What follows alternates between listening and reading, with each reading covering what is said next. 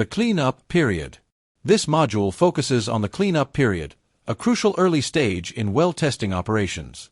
It explains the purpose of the cleanup period, including the removal of drilling fluids and debris to ensure accurate test results. Learners will explore the limits and indicators that define the end of a cleanup, the concept of critical flow, and the significance of monitoring the gas-oil ratio, GOR, during this phase. The module also discusses factors affecting cleanup duration, helping participants understand how to optimize this phase for effective data gathering and reservoir evaluation. Why cleanup period? The purpose of the cleanup period is to eliminate all foreign fluid, mud filtrates, completion fluid, etc., contained in the invaded zone and the well bore, so that representative reservoir fluids may be produced during the well test. Use a choke at least as large as the largest choke that will be used during the actual test. Avoid sand breakthrough. Establish the highest possible flow rate compatible with the well equipment, reservoir characteristics, and surface equipment capabilities. Limits of the cleanup. The 3 limits of the cleanup period. 1. Flow rate and pressure should be the highest compatible with surface well testing equipment in order to monitor carefully the pressure, downstream choke manifold, limited by the working pressure of piping, separator manifold inlet, burners, etc. 2. In gas well, the drawdown should not exceed 25% of the static pressure. Example: if well head shut in pressure equals 5,000 psi, then the well head flowing pressure, still upstream choke, should not go below 3,750 psi. 3. In gas well, the gas velocity should not exceed 160 feet per second in case of dry gas, and 80 feet per second in case of gas with liquid and solids. These values are recommended to be respected between choke manifold and separator, principally downstream chokes at choke manifold and heater. The gas velocity may be obtained using the gas velocity chart. Critical flow. Critical flow is a flow condition that occurs across the choke, in which pressure fluctuations downstream of the choke cannot affect the conditions upstream of the choke. This happens when the flow rate reaches a point where the choke is operating at its maximum capacity, and no further increase in flow can occur regardless of downstream pressure changes.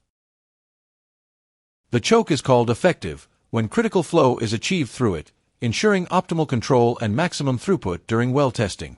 It is good to flow under critical flow conditions, because any variations of pressure downstream the choke, at heater, separator, oil manifold, tank, etc., will not affect the pressure and flow rate upstream the choke, at downhole gauge recorders.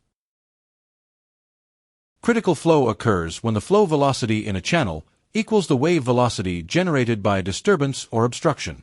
In case of a critical flow condition, the fluid can only move downstream. The amount of fluid coming down is so great that no fluid can flow upstream. In case of a non-critical flow condition, the flow can move in both directions, which will badly affect the pressure and flow rate upstream the choke and the data recorded on the downhole gauges. Critical flow conditions occur when the pressure downstream of the choke is significantly lower than the upstream pressure.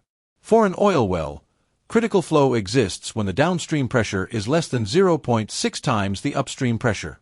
For a gas well, critical flow exists when the downstream pressure is less than 0.5 times the upstream pressure. Gas-oil ratio, GOR. By definition, the GOR is equal to the rate of gas in standard cubic feet per day, divided by the rate of oil in barrels per day. The unit of the GOR is therefore standard cubic feet per barrels, or cubic meters per cubic meters if metric units were used. If the GOR is higher than 5,000 standard cubic feet per barrels, this is considered a gas well, and if the GOR is less than 5,000 standard cubic feet per barrels, this is considered an oil well. For example, if a well has a GOR value of 4,000 standard cubic feet per barrels, that means it is an oil well, and for each barrel of oil produced, the well is producing 4,000 standard cubic feet of gas. If the gas-to-oil ratio, GOR, is unknown for an oil-producing well, it can be estimated using a rule of thumb. GOR, in standard cubic feet per barrel, is approximately 0.1 times the depth of the flowing reservoir, in feet. Cleanup duration. The cleanup process is essential for removing unwanted solids and fluids from the well to ensure proper production. Here are the key considerations for determining when cleanup is complete. 1. The basic sediment and water content should be less than 1% solids for the well to be considered clean. This measurement is taken at the choke manifold during the cleanup process. If the BSW exceeds 1% solids and flow is passed through the separator will rapidly fill with solids, which will disrupt the cleanup process and damage equipment. 2. Salinity measurement of the water is important during cleanup because it helps determine whether the water is formation water or from another source, like mud or cushion water. If the water comes from the formation, the well is considered a water-producing well, and there is no limit to the BSW percentage to consider the cleanup complete. This indicates that the water is a natural part of the reservoir fluid and is expected during production. On the other hand, if the water is not from the formation and is coming from mud or cushion, then the BSW should be reduced to below 1% to signify that the cleanup process is complete. Once the well is free from excess fluids like mud or cushion water, the cleanup can be considered successful. 3.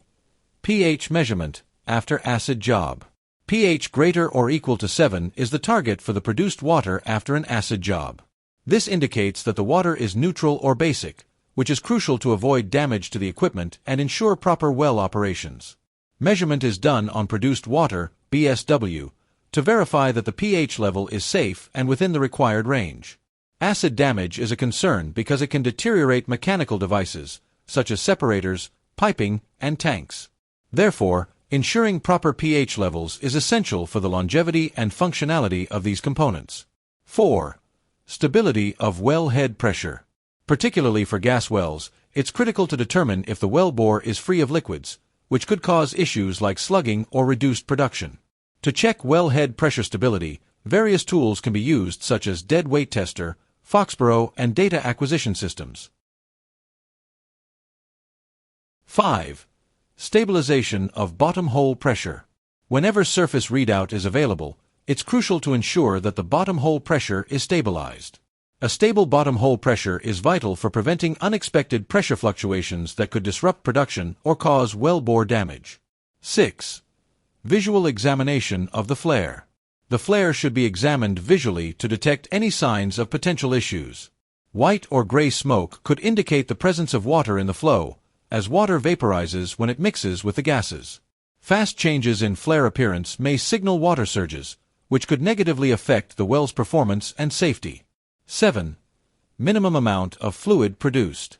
It's essential that at least the well bore volume, comprising tubing content and rat hole content, has been produced to ensure proper cleanup and stabilization of the well. This ensures that any residual fluids or unwanted substances are flushed out for optimal production. 8. Surface flow rate stabilization. Surface flow rate stabilization can be assessed using a choke performance chart, which tracks the relationship between choke settings and flow rates. Stabilization indicates that the well has reached a steady state, and the equipment is functioning optimally without any fluctuation in the output. Thanks so much for watching. That wraps up today's presentation. If you enjoyed it, don't forget to like and subscribe. It really helps us keep creating more content like this. See you in the next video.